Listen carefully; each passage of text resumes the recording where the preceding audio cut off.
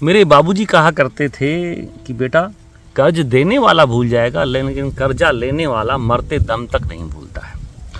मैं एक दिन साइकिल चलाते चलाते एक गांव से गुजर रहा था। एक 15-16 साल की बच्ची सुबह सुबह रोड किनारे ताजे खीरे बेच रही थी।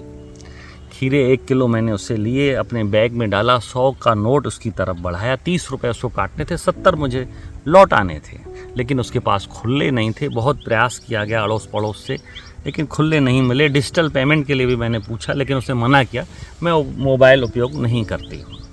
दुखी होकर के मैंने उससे खीरे लौटाए कि छोड़ो बाद में ले लेंगे।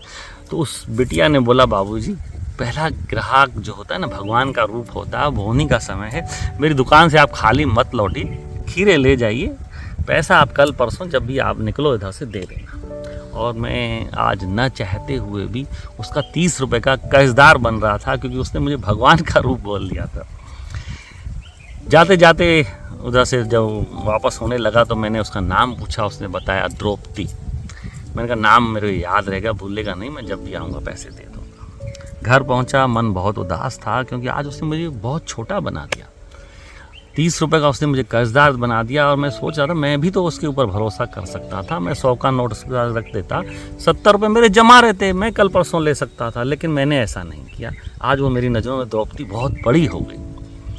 रात की नींद हराम हो गई मेरी। सुबह सुबह जैसे उठा, साइकिल उठाई, भागा भागा गया उसको 30 रुपये देने, लेकिन द्रौपदी उस जगह पे मुझे नहीं मिली। 2 दिन, 4 दिन, 10 दिन, 15 दिन, 2 महीने बीत गए, लेकिन द्रौपदी मुझे नज़र नहीं आती थी। और वो 30 रुपये मेरे नींद में घूमते रहते थे। ये द्रौपदी का कर्जा मुझे कब उतरेगा। कुछ दिन बाद मैं उसी रोड से अपनी कार से निकल रहा था, दोपहर का समय था। उसी स्थान पे 5-6 सब्जी वाले बैठे थे, उसमें 3-4 लड़कियां भी थी। बहुत समय हो चुका था, द्रौपदी का चेहरा मेरी नज़रों से अब ओझल हो चुका था। गाड़ी खड़ी की, शीशा नीचे किया और हल्की सी आवाज़ में बोला, द्रौपदी।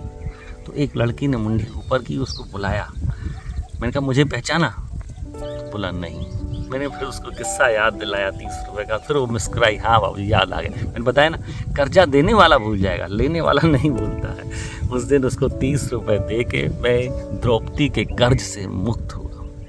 दोस्तों, कर्जा 30 रुपये का हो, 30 लाख का हो या 30 करोड़ का हो, अगर आपके अंदर इच्छा शक्ति है कि इस कर्ज को मुझे चुकाना है, तो परमात्मा आपका भरपूर सहयोग करेगा, भरपूर आशीर्वाद करेगा, आपको उस लायक बना के छोड़ेगा कि आप कर्जा मुक्त हो जाओ। लेकिन आपके अंदर भावना ही नहीं है, नियत ही नहीं है, तो कर्जा 2-4 हज़ार का हो, 2-4 लाख आप नहीं पटा पाएंगे, क्योंकि आपके पास सोच नहीं है, आपके पास इच्छा शक्ति नहीं, पॉजिटिव ऊर्जा नहीं, तो परमात्मा भी आपको साथ नहीं देगा। और मेरी बाबूजी की बात भी ये सत्य है।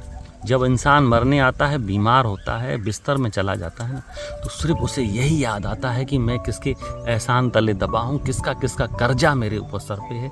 उसके अंदर उस समय इच्छा शक्ति तो आ जाती कि मैं कर्ज से मुक्त हो जाऊँ, लेकिन समय निकल चुका होता है। तो दोस्तों, समय निकल जाए, आपकी शरीर की ताकत निकल जाए, आपकी इच्छा शक्ति खत्म हो जाए, उससे पहले कर्ज से मुक्त होने का प्रयास जरूर करें। परमात्मा आपका भरपूर साथ देगा।